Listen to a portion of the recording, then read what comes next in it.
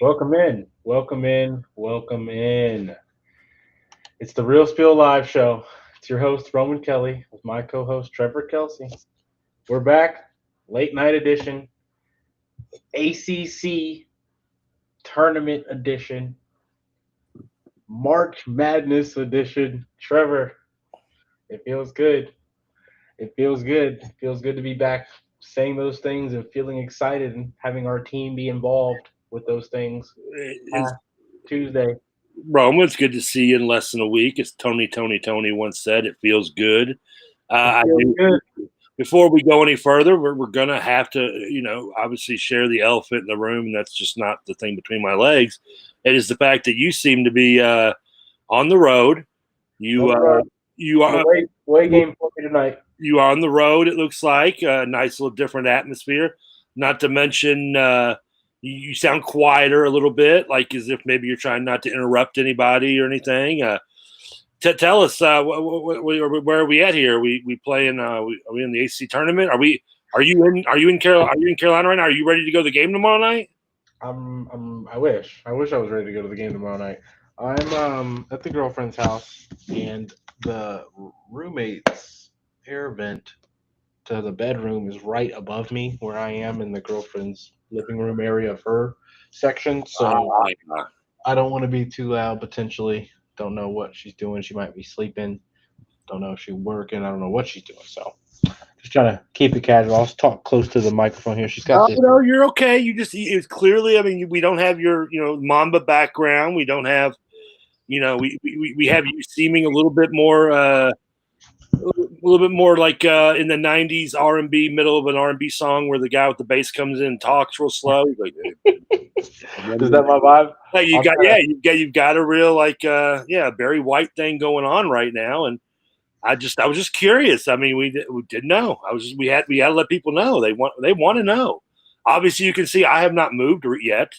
I'm still in the same spot, still wearing the same shirt because, well, this is the shirt I threw next to the chair where I'm sitting when I finished the last show because I usually don't wear a shirt in my house because I'm that old and that's who I am.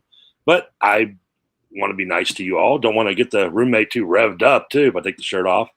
And so I threw this one back on. Okay. How you doing there? How's your week been?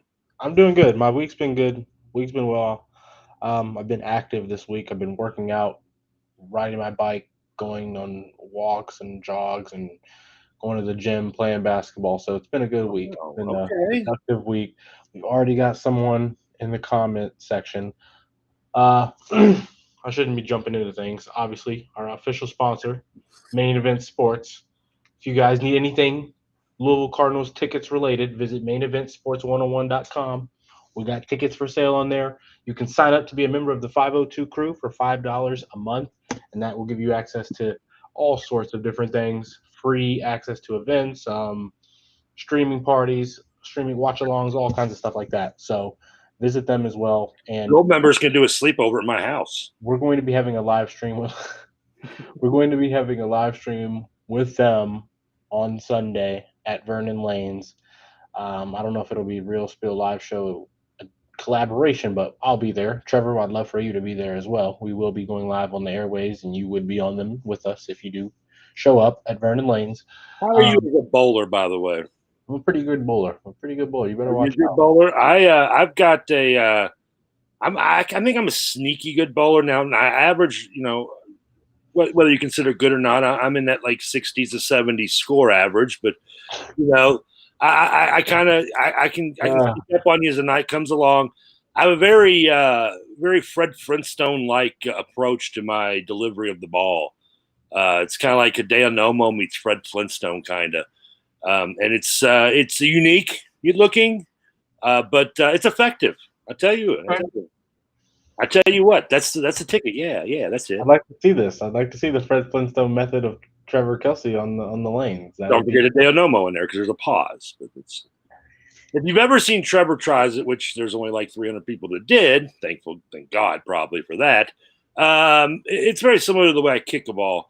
I don't know if you know this. You don't talk to the KRC people very much, but I am what is known in the East End of Louisville as a kickball legend. I was very rudely uninvited to the Jack Harlow kickball charity games that Rutherford was involved in. They didn't want me there. I assume they just didn't want to get showed up. That's fine. Probably. But if you go anywhere and talk to anybody at ages 35 and up who grew up on Westport Road or went to Zachary Taylor Elementary, they'll tell you the stories of Babe Ruth that was Trevor Kelsey on the kickball field. I want to see it. We need to throw our own kickball game and make it happen. Well, unfortunately, now it's 45-year-old Trevor, and it's a little different looking. No one can cancel us from coming and prevent us from putting a can of whoop ass on anybody on the diamond there. But Trevor, we're going to talk UofL basketball. We're going to talk ACC tournament. We're going to talk opponents. We're going to talk other side of the bracket. All that good stuff. We're going to talk with our special guest. Hit me up. What do you want to hear? Yeah, like, comment, subscribe. Definitely comment, though. If you guys have anything you want to hear, comment down below. Any questions for Trevor, comment down below. We're going to have Will Wiggington on as well. Special guest, Mr. Wiggington. He's going to provide his insights on everything UofL basketball as well. So, and we'll see if he changed his location around, if we got the TV in the background this time. Because I'll tell you right now, if he's got the Big 12 title game and a Big 12 tournament in the background when he talks this, I'm screwed, because I don't care what they said. That court is like an epileptic's nightmare.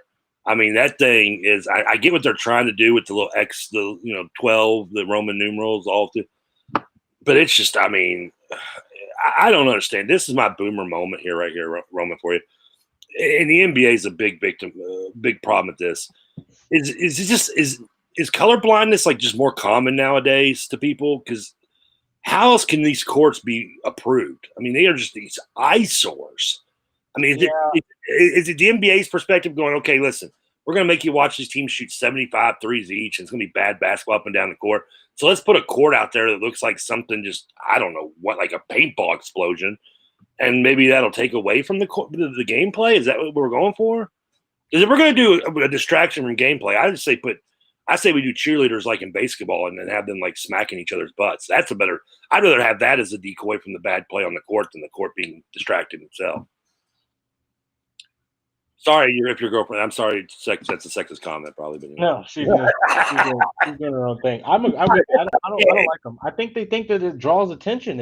I guess it does draw attention. Look at us, two idiots on a podcast sitting there talking about the courts. People posting pictures of the courts during the game, whether they like it or not. It draws attention, but I think it draws attention negatively. It's not needed for basketball. It doesn't change the way the game's being played. It doesn't change how exciting the brand of basketball is out there. Teams can still get fucking busted by 30 on a court that looks like that, and it won't change anything. So I don't understand it. I think it's a little bit too much.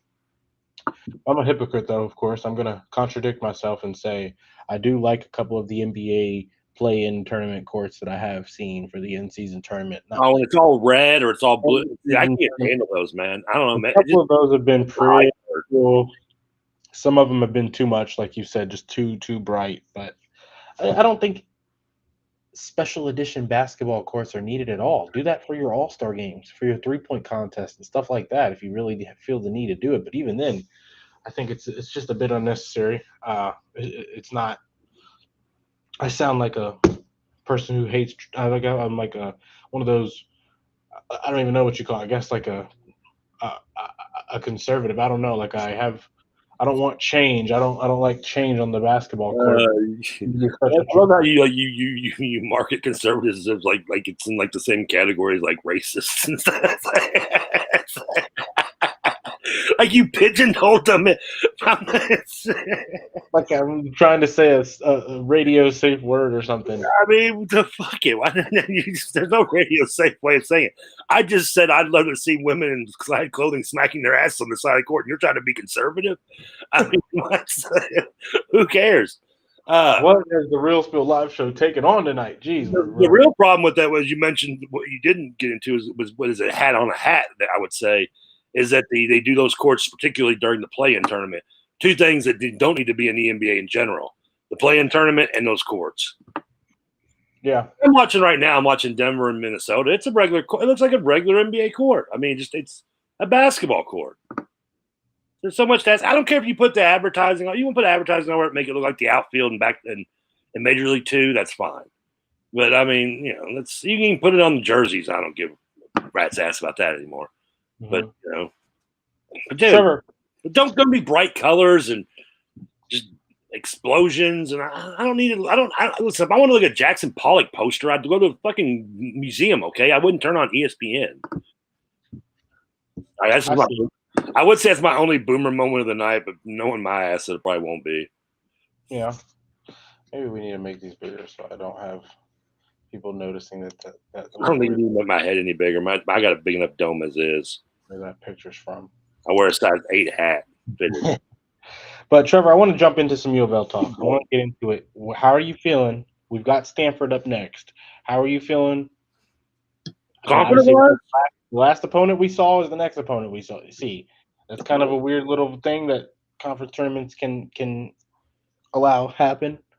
But we just handled Stanford in the last game of the season on senior night on our home floor.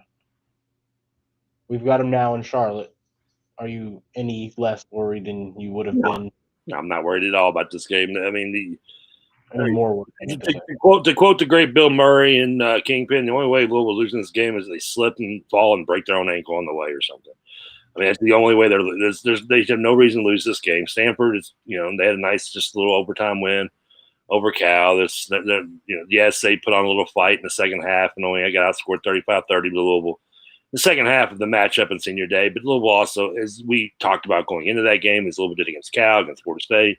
And it's kind of done the last kind of all of March, really, as they have, taken the breaks, as you would like to tell John Rothstein to go fuck himself, I guess, in this scenario. They've put those breaks on and been kind of gone with the motions in the second halves. And some teams bought tech and it made it closer than it should be because of that. But in the end, I mean, Stanford's is what they are. Will brought it up when he was on here with us. They are the big kid, Raynard, who's that's pretty much all the offense they had. He did nothing in the first half against us. In the second half, he scored, I think, 14 of his 17 points or whatever. No one else had more than 8. I mean, Stanford's got a nice little Cinderella run to get to this point for them, and it's great to maybe boost a couple NIT ticket sales in Palo Alto maybe next week. But short of that, there's no reason why Louisville should be worried about this game. I assume Rain Smith will play. I haven't really looked into it heavily, but even if he doesn't, I'm really not too worried. Yes, Louisville obviously statistically look like they struggled without him from the 3, particularly in the Stanford game. Louisville shot 22%. Hepburn was 0 of 5. Edwards was 1 of 8. Well, yeah. No one really got really anything going offensively from the outside, but it shouldn't have mattered then, and it didn't. And if Louisville can play, it plays decent defensively and make sure to keep kind of Raynard in check, or at least do anything, do it kind of what they did. It looks like last time was, at least in the second half, go, okay, we're going to do the Jordan rule. We'll let Jordan do his thing, and then we'll shut everybody else down. And I think Louisville should have no problem in this game. I don't hate to be I am kind of old school, and I don't like to say look ahead, but at this point, Louisville fans, Louisville players need to be thinking about just beating Stanford, and they will. But Louisville fans, yes, we are allowed to be thinking right now, do we go for 2-0 against Clemson?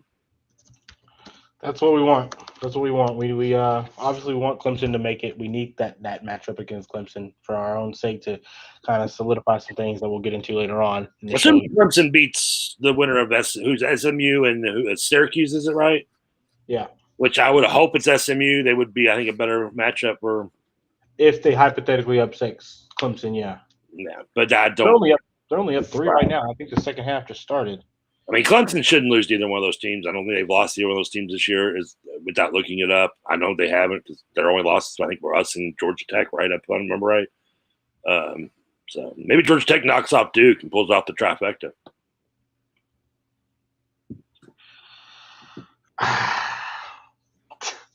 I'm just saying that Georgia Tech beat Louisville. They beat Clemson. Now they're playing. That would be crazy. We want the chance to play Duke, though, don't we? Well, yeah, but I mean, I'll take an ACC championship any way I get it, whether it's against Duke or not. We've never got Duke. Yeah, I mean, if we do it by beating Duke, is it going to help our seeding? I'm sure it will. Obviously, maybe move us up a bump. Maybe one bump though. I mean, one bump at this point, like one more bump at 3 a.m, man. It's all water down the hill. think if we're a 6 solidified, that beating Duke could bump us up to a 4 after you beat Clemson or SMU, hypothetically. I mean, we already beat Clemson once.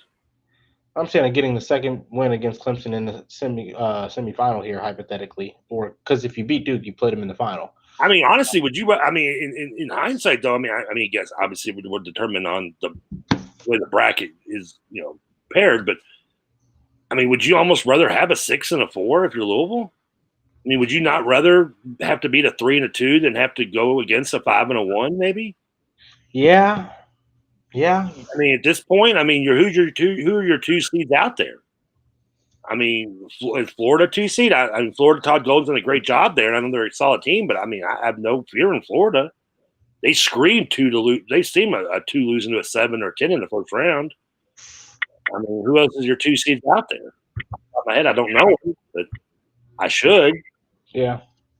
I mean, if you want to look it up, you can. But I just say, I just feel like that would be, if you're Louisville, almost rather be a 6 than a 4. I mean, again, it depends on who the 5 is going to be, who maybe the 5-12 is. Obviously, depends on the 12, who the 13 is. If you're, well, that would be, if you're a 4, you're playing at 12. Yeah.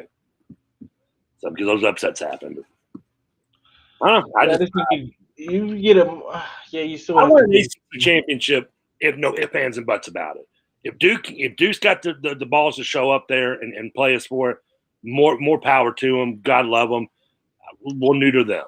But if they get beat by Georgia Tech, I'm not going to shed a tear thinking, okay, damn it, Louisville lost to Tier 1. Louisville's locked in the tournament, especially if you're winning the ACC tournament, God knows. I'll take my Clemson win.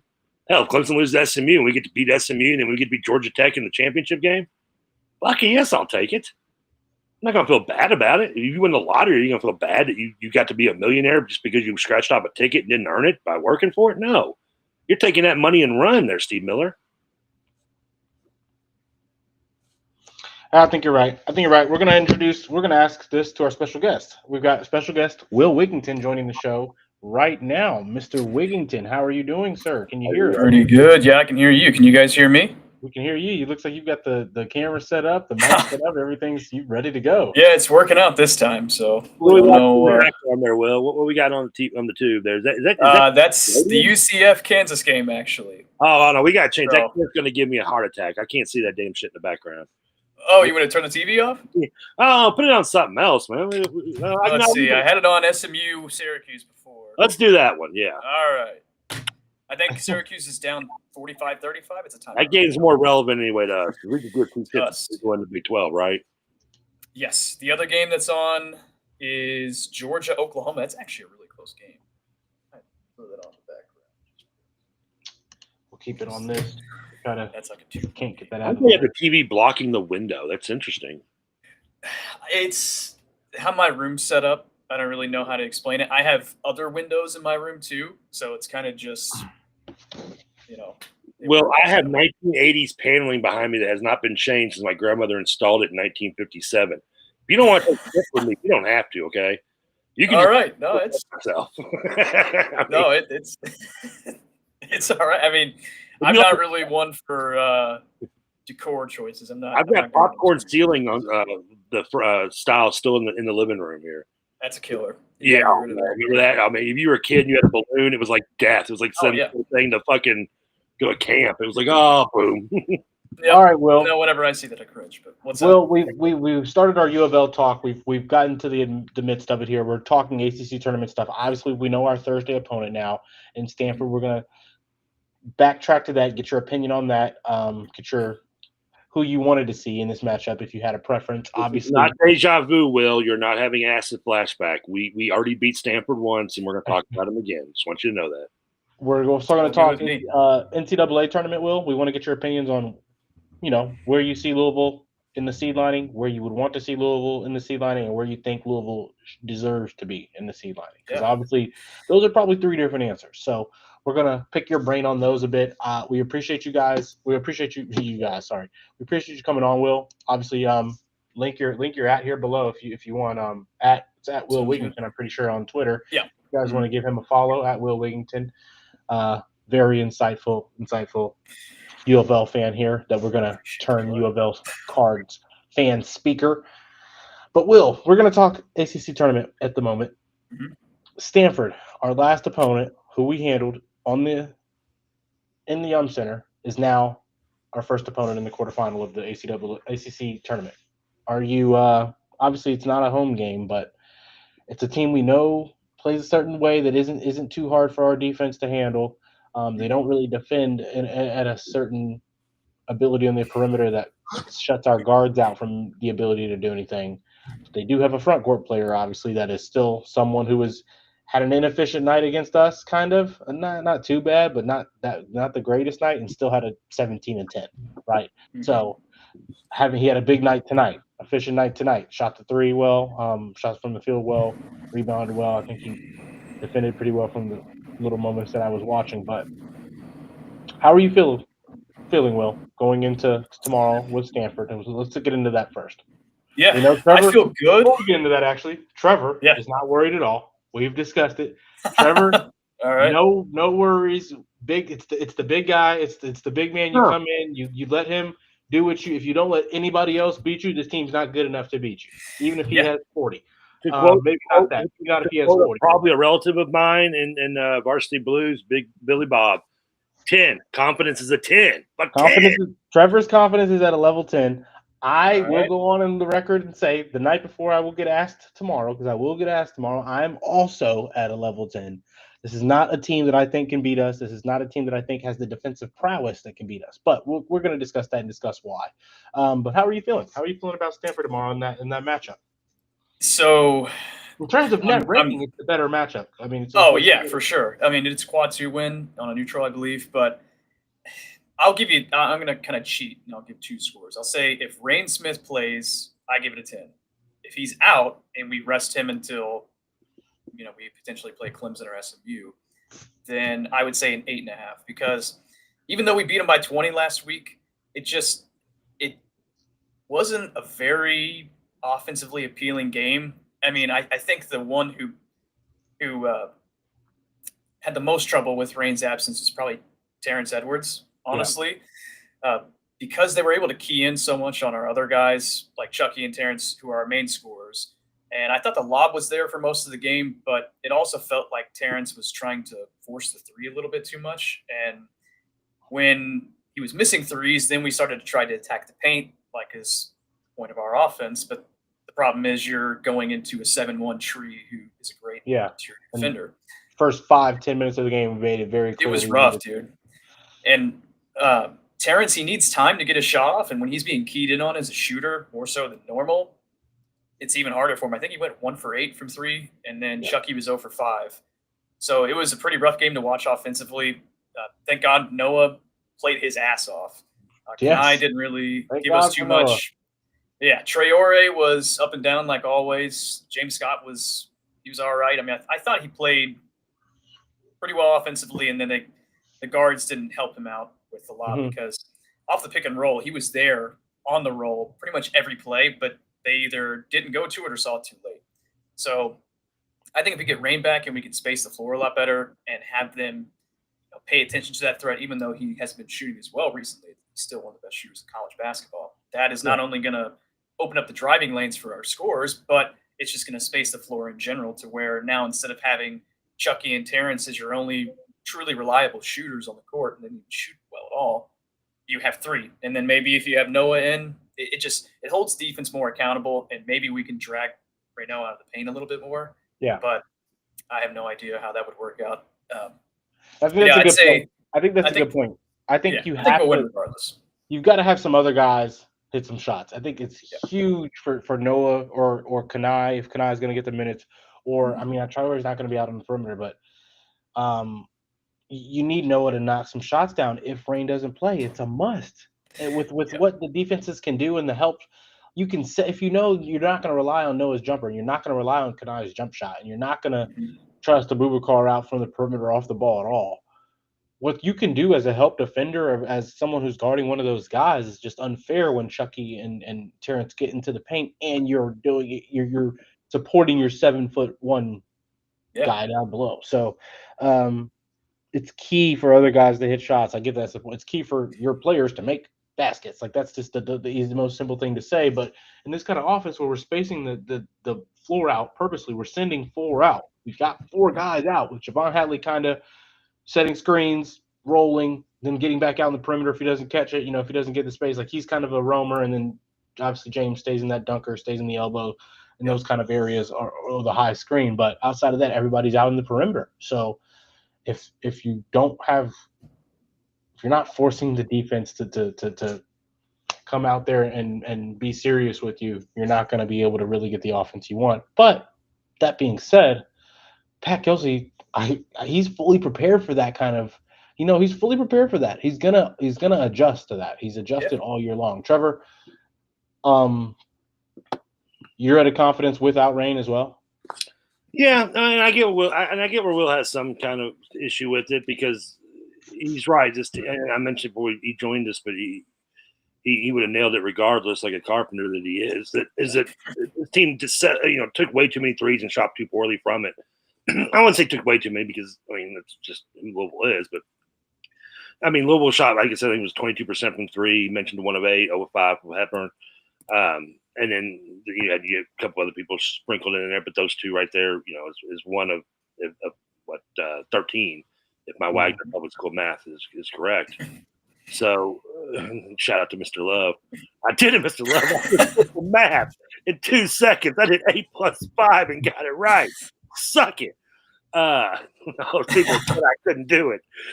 I think I would have liked to see them more aggressive. I think they got, because I said though, like the games prior to this, they in the second half, going in halftime up 15, Louisville just kind of starts settling for more jump shots than they really need to do, and they get a little more complacent. The defense doesn't let off. You have still.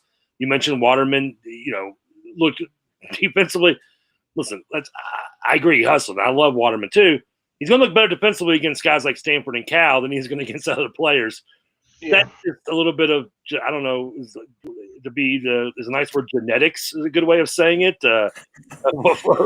Hey, he's sneaky athletic. Yeah, is that so? And he's smart, except when he's trying to do a little push on the pick and get offensive foul calls. So he knows the little things to do. And if he can hit a jump shot or two, it's all gravy, and it's all just sprinkled on top of the ice cream because it's all we need him to do. Just kind of don't do something stupid. And with the rotation with Troy, he's 6'5", but God forbid, I think he's probably 6'4", but good luck convincing that dude he ain't 7 feet. He is. I don't know how much wrestling Will watches. I know you don't, but if there's a comparison, hey, I know the Orange Cassidy reference. Well, okay, well, this guy from you alone. This guy from AEW is now in WB, and that's who I think Troy is. Who I think the team is not Orange Cassidy, but it's Penta because he has Ciro Miro. He has no fear at all. He does not give a shit. He will. I don't know. And I love that. The motor's 100%. I don't love that, honestly. Defensively, but it's there. And the same is with Bruce as well. I'm waiting for the game. I've got it saved on my Twitter account. I've had it saved since like the day we signed him. The day he blows up in an offensive game, I've got the tweet already saved. The Roos is on fire. We don't give a fuck. Just give him the ball. I've got that saved on Twitter right in my draft. I have to wait till next year. 4 months, man. Come on, dude. You got to get me. I digress. I'm high and rambling. But my point is that, yes, if Louisville was going to be more a second-half team against Stanford where they're settling for too many lazy one-and-done shots, then there is reason to be concerned in this game. Stanford will take advantage of it. But Louisville shouldn't be worried about this team with or without Rain Smith. What I would like to see him do more is attack Maynard on defense, go whether it be in the pick and roll or force him to try to block a shot. Because once you get him out of sync, yes, this team is, as I've said before, when this team's bad offensively, it's bad. Like there's no way bad. Yeah. When they're having a good offensive game, they can put up points. There's a reason why they average over 70 points a game, which isn't horrible. But when you look at why they don't average 80, is because the games when they're bad. You saw that a little bit in the first matchup we had with them just last weekend, where they scored 48 points because Louisville was able just to suffocate them, and eventually they got points because, as they like to say, I like to say about bad guys, you put up good points on bad teams, someone's got to score, and eventually they would put up those points. We got walk-ons hitting threes on them. Well, is there really any reason to have black offense going into this game? They let the Stojakovic kid score 37 points on them tonight. Their big Hand guy up. down I had low. no idea the shirt thing. I thought he was saying I have guts when he did that. I didn't No, know it was a gut. no. I Ironic I thought it was a stomach, like, good guts, baby. I took the shot. That's what I thought. I'm old school, though. That's how I'm cool and hip I am. I didn't think you kids even carried guns in their waistlinds anymore. I thought Plaxico Burris. He definitely doesn't. I thought when Plaxico Burris shot himself in the leg, y'all the next generation was like, stupid motherfucker. We're not doing waistbands anymore. Yeah, I don't know. Cole Sherman pulling that was crazy because you're a white kid from St. X, man. Yeah. Oh man. You didn't know St. X? That's a ghetto, man. Oh yeah. Well, I guess I used to tell people I lived in the ghetto of St. Matthews. Yeah, right. No, I mean they're bad offensively. We constricted them pretty well. I think that we game planned for Reno really well. He kind of got his, like you mentioned, Roman. I think you said he had 17 and 10. 13 in the second half, right? I think I'm not mistaken. Yeah, we didn't guard him the best on the 3-point line, I don't think, but that may have been intentional. I think he was like 3 of 7 from 3. Actually, I had to box. Yeah, so he was 3 of 7, 6 of 13. He didn't hit any of those to the second half. I don't think so. Yeah. So I remember we started leaving him open on the pick and pop a little bit, and he hit a few, but besides that, his interior game we feel like buttoned up pretty well. We defended it well. We offered help when he got down below, and then James Scott just held up strong, on a lot of those possessions. So I'm not worried, man. I think they didn't have a guard go off tonight as well. It was actually somebody who I was kind of looking out for the first time we played, I think. Was it Jalen Blakes? Maybe I know that's their second best player. Is that the Duke transfer or whatever, I think? Or is that that's happened? Yeah, Blake is the senior guard. He got downhill. That's actually, no, I thought Gaylor hit 2 threes tonight. Gaylor's had some big games for them. Benny Gaylor. He's a junior guard off the bench. He can't defend worth a lick. He's a terrible defender, but he's had a couple 4 or 5 plus 3 games this season. So, but Blake's did have a big game tonight on the interior as a guard, just getting downhill. Blake's can play, but I don't really think that California's perimeter. Yeah, but still, it's like they do have Sissoko. The two guys they're bringing in off the bench. I put the net down, okay? I mean, that doesn't mean I'm a good tennis player. They're bringing Gaylor off the bench who can't defend, and then the Akpar kid, he's all right, but he's not anything offensively. So I just I don't really worry. I'm not worried about Stanford. I'm at a 10 out of 10. I've said it for a reason. This is a Stanford team that can't beat us. We're not going to lose as a Stanford team. Now, what happens with SMU and Clemson is what I want to discuss next. With me and Trevor tapped on it a bit, Will. But do you want to see SMU hypothetically over Clemson? No, I want Clemson. I want as many quad 1 opportunities as possible. And the thing is with SMU is that every single game this year that they have had to have for their tournament resume, they piss down their leg. Yeah. Every single time, without fail. They get blown out or they just find a way. They could have been comfortably in. They could have been. We can go back and look. We can go back. I can go back and we can go back and look. They had their opportunities. They even played Clemson tough a couple of weeks ago, but they needed to beat Florida State. They lost to Florida State at the beginning of March. They had a chance against Clemson, just didn't get the job done. Lost to Wake Forest on their home floor. That was a terrible, terrible loss. I'm still a fan of Enfield's, but I thought he really dropped the ball in this season with SMU. I get where he wanted to leave USC and get a fresh start, and I thought he had a chance to really and he saw it early in the season. I mean, when we beat SMU, it was a bigger win. And as you all were both just pointing out, they've really just kind of gone back and forth, pooping the bed and wiping their own ass with it over since about the last month and a half of the season. I thought this was the chance for SMU could have been like a 3 seed in this tournament where we are. And Andy Enfield kind of really cashing this in 1 year and down in Dallas to a better position. But I don't see that happening now. I mean, he's going to be a solid coach. I mean, he's going to get. I mean, I'm sure he can still win there eventually. And the first chance he gets, I imagine he will bounce. I can't imagine, wouldn't be shocked. But I thought it could be this year, be a one and done at SMU. But he's going to be there at least another year or two. He's not getting fired for it. Yeah. But he got the money. They've got the money. I was going to say SMU has the funds in place. I mean, that is rich people all up in that. I've seen the 30 for 30. I know. I was alive during it. Yeah. So SMU they up have the ability. SMU up 55 to 41 on Syracuse right now. 5 minutes left in the second half of this second round of their ACC tournament matchup. So we're kind of pretty much feeling confident that SMU is going to be able to move on here. But I'm going to disagree with Will and politely and best I can is that, listen, I agree. I mean, getting the quality wins is nice, I guess, but Trevor wants to win that motherfucker. He wants to win the ACC tournament. I just want to, I don't think I do too. That's in our way. I want to win it. If it happens to be Clemson, great. If it happens to be Duke, awesome. If it happens to be Georgia Tech, I'm not going to shed a tear. Don't give me the.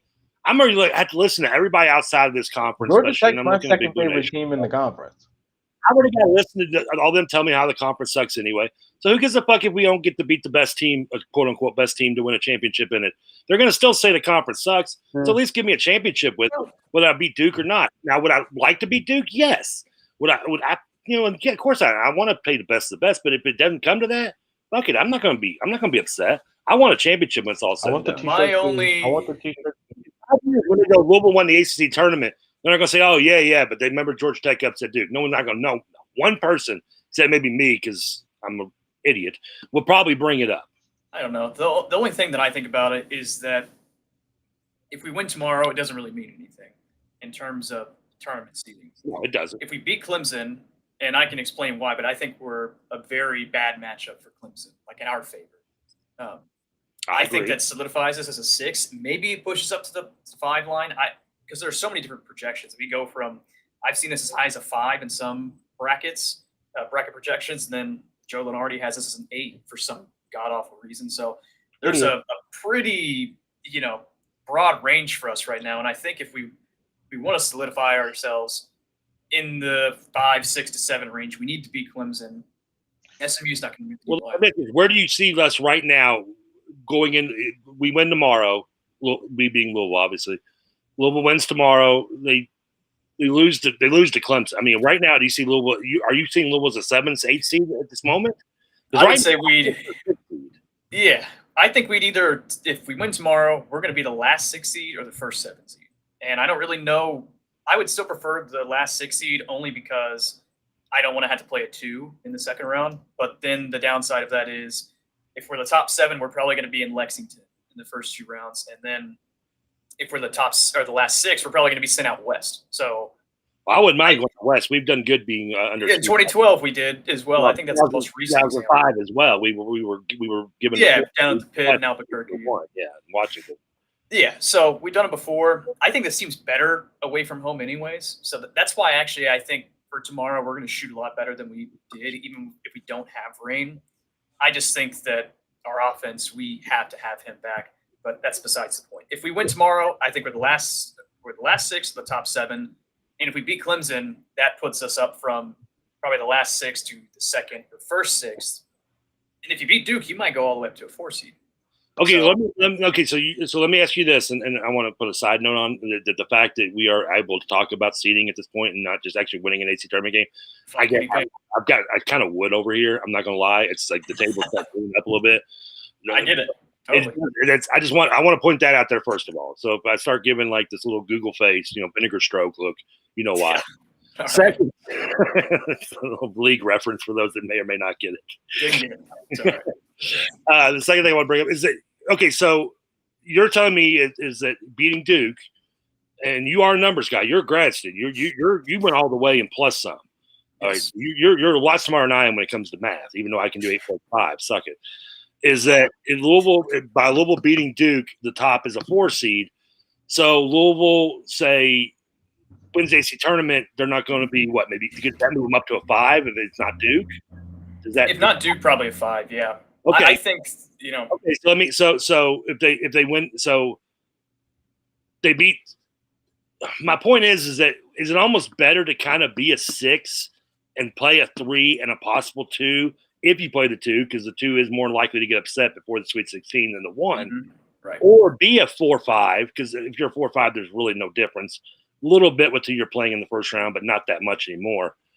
And have to deal with playing a 4-5 in the second round and a 1 in the Sweet 16.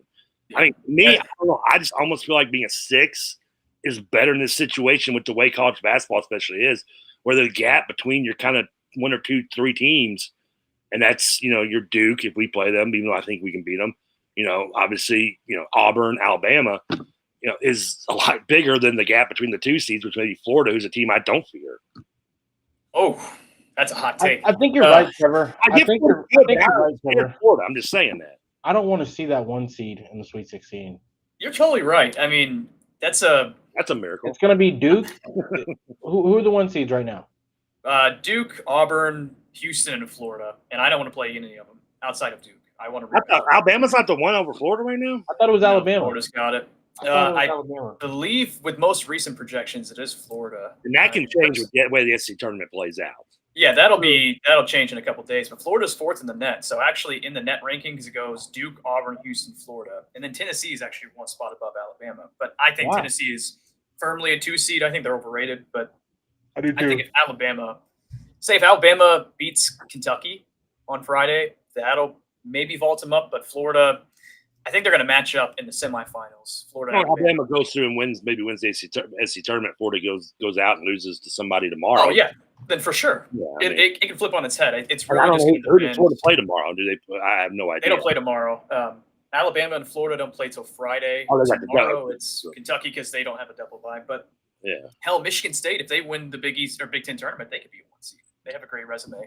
But to answer the original question, I would say it's dependent on what your team is and the makeup of them and how they played throughout the season, where you want them on the seed line. The best way I can describe that is. Well, this team, man, this Louisville team, I mean, yeah. I would. The seedings are around you, but in matchups, but with the way Louisville, with that being said, if you're determining by the way Louisville, the way the team is built, the way this team is built, then the answer I'd rather have a 6. You'd rather be I'd rather be a 6 than a 4 or 5. But if we prove on a neutral that we can beat Clemson and Duke on back-to-back days, then I'll play anybody. I don't care at that point because that tells me that if you can beat the best of the best. I still don't want to. I don't either. I don't want to see. I think we can match up. Honestly, you can call me crazy. I think we can match up well with Auburn and Florida, but I would not want to play Houston.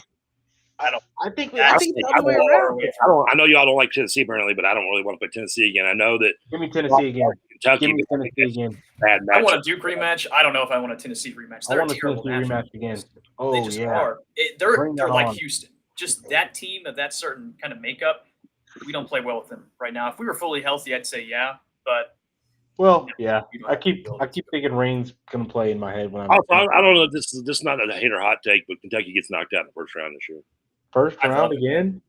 They're going to play. It looks like they're going to play Oklahoma. Mark Pope doesn't have a tournament win, right? So I think Kentucky. I picked Duquesne last year too. I knew those frauds were going to choke, man. I think Kentucky. I sure didn't catch me. I think Pope and Kelsey definitely both get their first wins this year. I'm telling you, this Kentucky team reminds me not necessarily the build of the team, but the way the season's gone of the Preston Knowles year with Rick Pitino in 2012, where that was a team that really overachieved, probably one of Pitino's best coaching jobs. Yeah. Really had no business probably being a 5 seed. Preston Knowles. And was probably a 5 seed because the Big East was so loved and rightfully so, and considered deep and the yada yada yada. Louisville finished high up. That's why UConn got it. We made it to the Big East championship that year. Exactly. And lost to UConn. That's why I see Kentucky is. This is a Kentucky team that I think is going to be propelled into like a 4 or 5 seed because the SEC is looked at the way it is, and it is a very deep league. But this is one and done, people. Anything can happen. Yeah. And Kentucky is not a good defensive team, and if they get the right. It will depend on matchup. It was a bad matchup for Louisville against Murray State or Morehead or whatever. Who cares? I say Morehead. My mind goes again to the boner.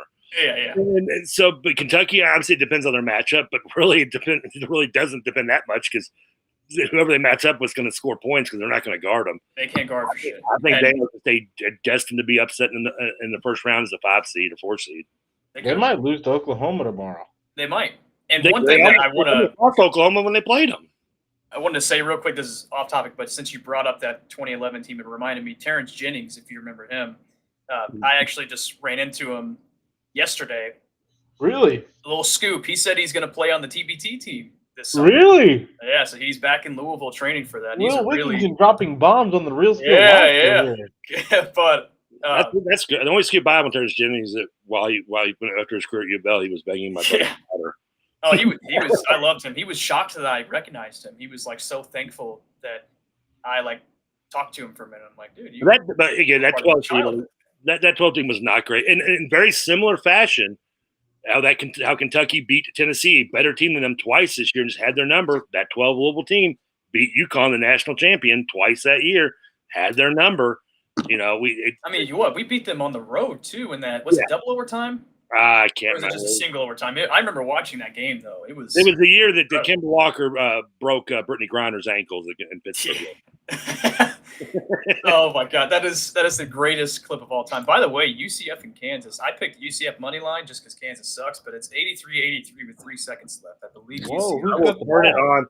Is Hunter Dickerson like the most disappointing player in college? Yes. The crazy thing is that he's not that good, but he's also their entire offense. I think it's going to overtime. But how much longer does Bill Self have in Kansas? I think if they have another year next season, like they had the past two, he'll probably be done. They're not going to fire him. Is he going to do the Denny Crum retirement walk away, or is they won't fire him? No, you don't dare do that. I mean, he'll step down. He'll step down. I don't know. If they had the balls to really pull the trigger on a fire.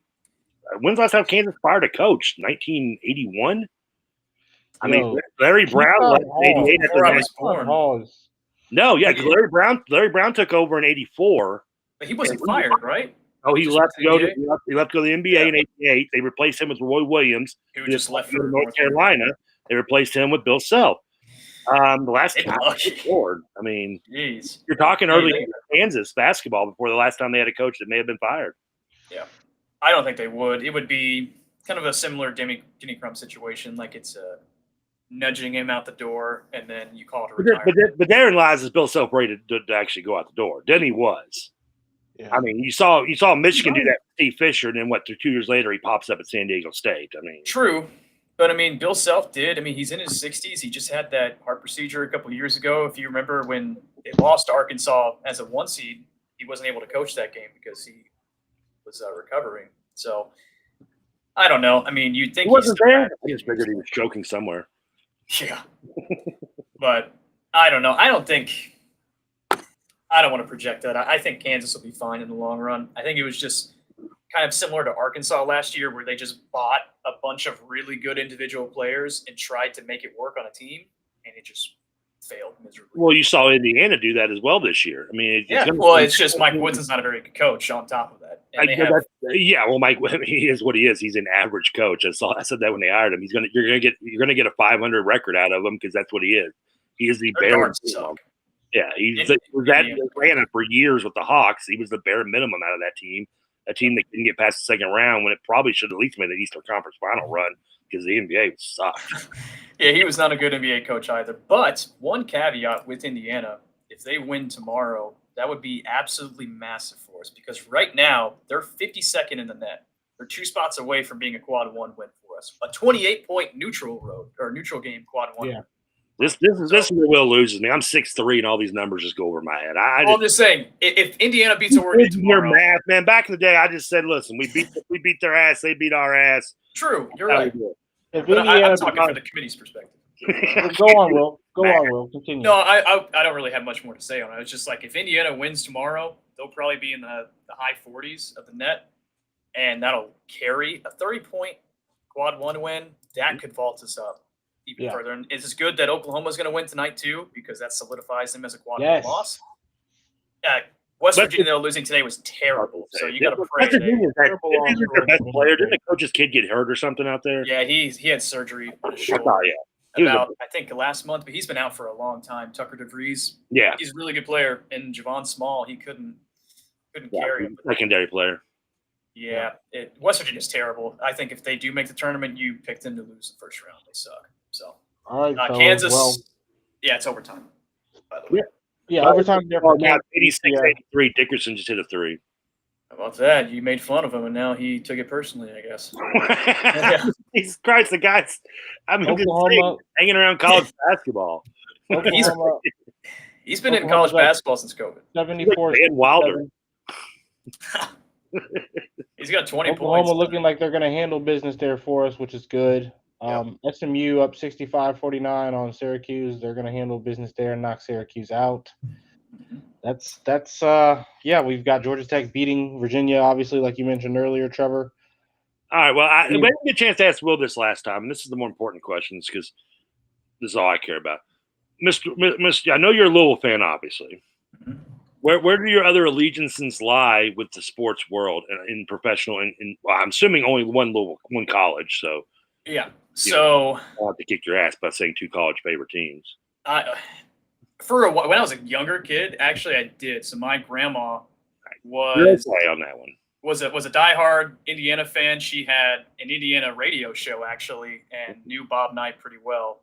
So I was kind of like not forced, but coerced into being an Indiana fan, and I've kind of gone away from it over the years. But I was a huge Jimmy Jackson, Ohio State, late '80s, early '90s fan. Yeah. Because Louisville sucked, or was kind of the end. I was at 9 years old, and I still like give Western a little love because I went there, but Louisville is the number one overall. So when we get to professional basketball, football, hockey, even basketball, I don't really have one, to be honest. I've kind of floated around over the years. One of my best friends is a Heat fan. I tried to be a Heat fan for a little bit, but they're just not that fun to watch, honestly. So I just like good basketball. I don't really. Well, that would be no to the NBA in general. Yeah, I love the NBA and I watch it all the time. I just don't really ride with one team, one player. I don't really support anybody.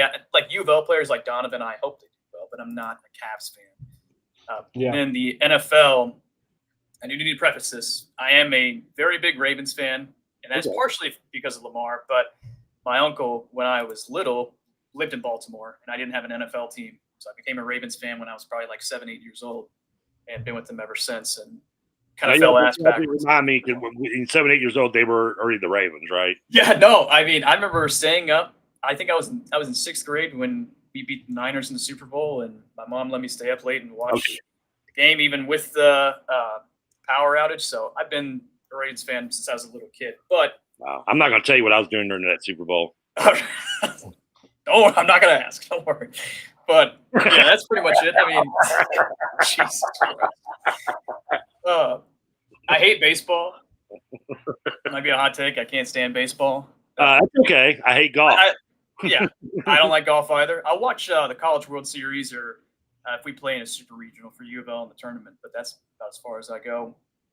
Don't really watch too much hockey unless it's playoffs. So that's pretty much it. But I can't think of a worse way to downer this question to you than the way you answered it. That was the most depressing answering of a question. It could have been so exciting. Sorry. So I mean, that was just I don't watch hockey either. I mean, I don't like hockey. Yeah. It's cool. You like the Ravens, which I get. That's fine. I mean, you don't want to watch the NBA. You don't have a team. Not everybody has offset fandoms, Trevor. No, I do watch the NBA all the time.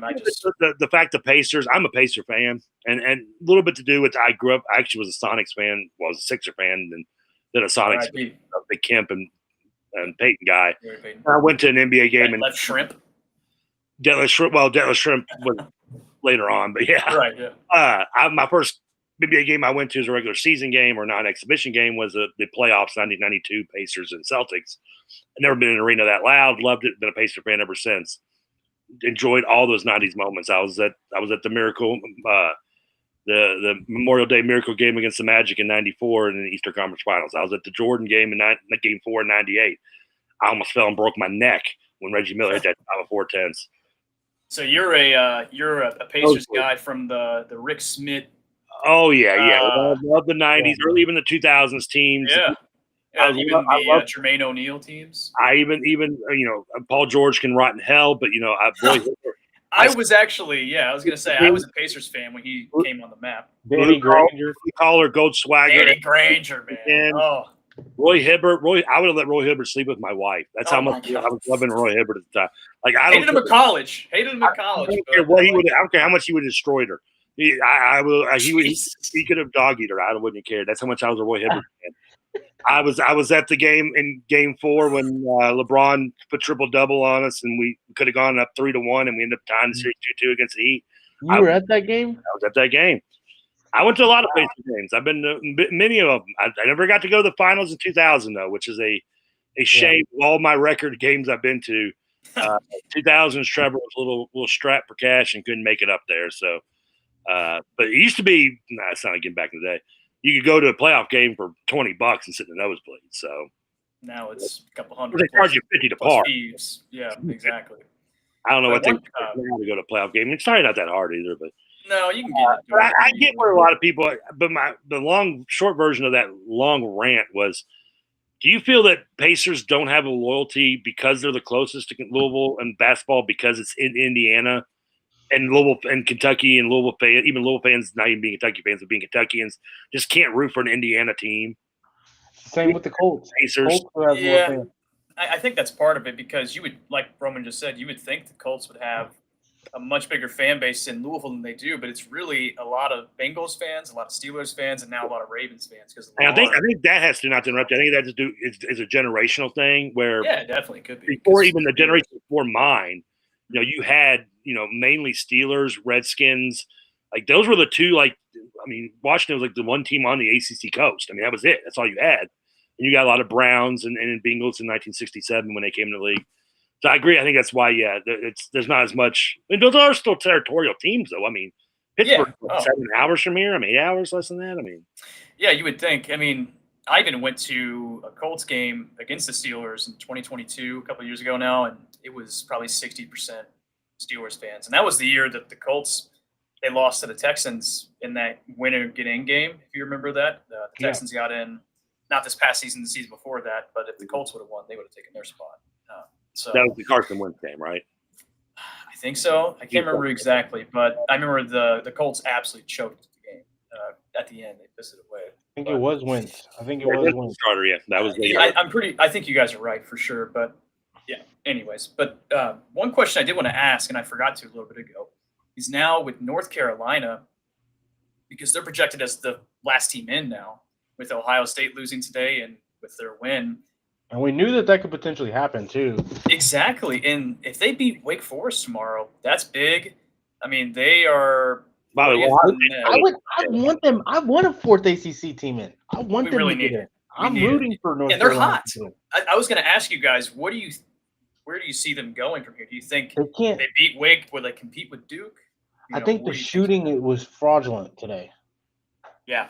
Well, they're not a very. Yeah, didn't Withers hit 8? Jalen Withers had 7 threes, I think. Yeah, I mean, it sounds like he ripped 7 times in his career at Louisville shooting threes. Yeah, I was gonna say he probably hit 7 total threes this last season with us. So. I mean, if they can shoot like they did today, if you can get that many 3-pointers across the roster, I'm not gonna say Withers, but if you could just get that many threes in general, you get 8, 9 threes made, and you got a chance to play with anybody when you've got guard play like RJ Davis and you've got defensive guard play from a guy like Cadeau. Who can kind of Andy and Jackson is a microwave. So they shot 13 of 28 from 3.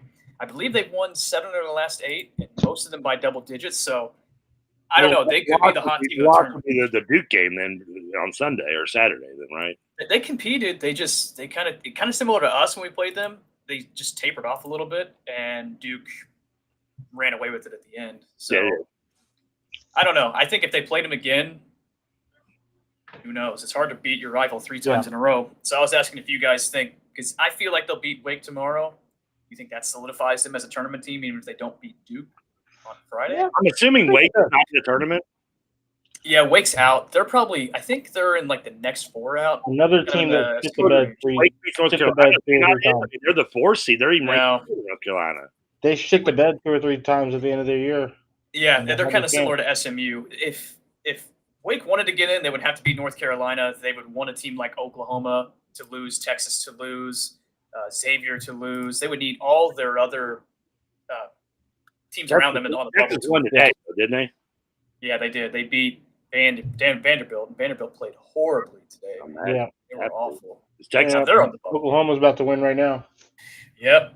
You shouldn't lose. Vanderbilt shouldn't lose to Texas. All right, fellas. I want to get us out of here. Get this outro started because we're just about to hit that 60-minute mark. So, got to keep them right around there so it keeps everybody in tune and watching for the full duration. Will, have you seen the old movie Bull Durham?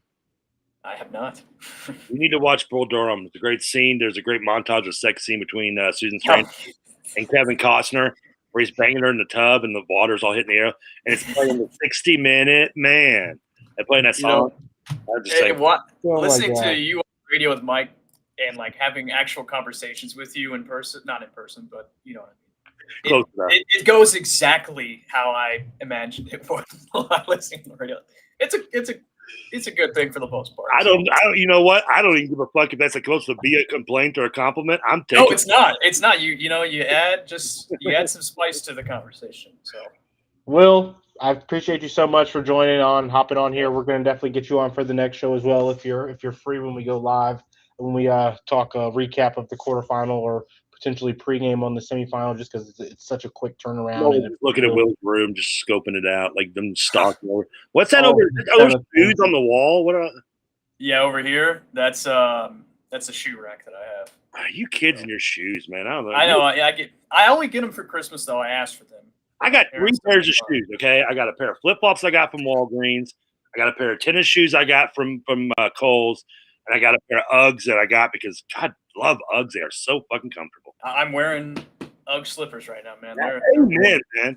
People used to make fun. I'd show up at remotes with those things on. Nick Coffey used to tease me all the time. I don't get what these things are great, and I kept getting Tom Brady jokes, which I don't understand, and then a couple people would yell like the boots with the girl with the fuzz on that met me, which I didn't get that reference either, but I took it as a compliment. I love Uggs, man. Damn what they say to me. Uggs are awesome. Shout out to Uggs. All right, Will, we appreciate you for coming on so much. We're going to get you out of here while we get into this intro. We're definitely going to get you on for the next show as well. At this point, you're a reoccurring special guest. You're our man with the numbers as well. So appreciate you so much for coming on, Will. Shout out to Mr. Wiggington there. Follow him on Twitter at Will Wiggington for all things global sports fandom as well there.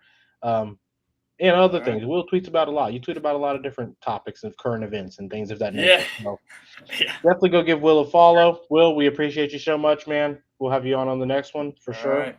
Appreciate it, fellas. You guys take it easy. All right. Shout out to Mr. Wiggington there. Trevor, that's going to wrap us up on this latest edition of the Real Spiel live show.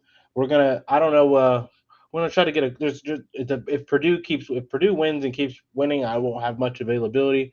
As soon as Purdue loses, we will be back on the airwaves, or we might have to get a morning show out here. Let me ask you, does Rutherford have a show tomorrow? Or is it going to be short and possibly? It'll probably get delayed into it a bit because I'm sure the tip-off's at noon.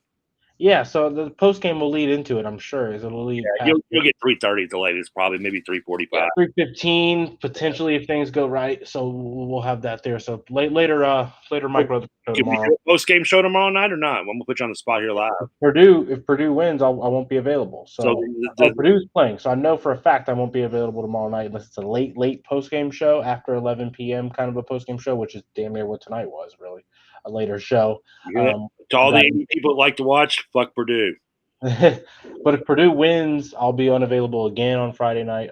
Purdue wins on Friday night, got to work Purdue middle of the day Saturday. So we'll just have to figure it out. But as soon as Purdue loses, we'll be back on the talking UofL. But Trevor, anything else that's going to wrap us up? If you've got it. I hope we didn't wake up your girlfriend's roommate and tell her thank you for letting us borrow you for a little bit while she probably has to watch TV on with the captions on because we made her turn on the mute volume. I apologize already for it. She'll be all right. I'm sure she's just glad that I can be right here with her. We're making up to her tonight. I'll try.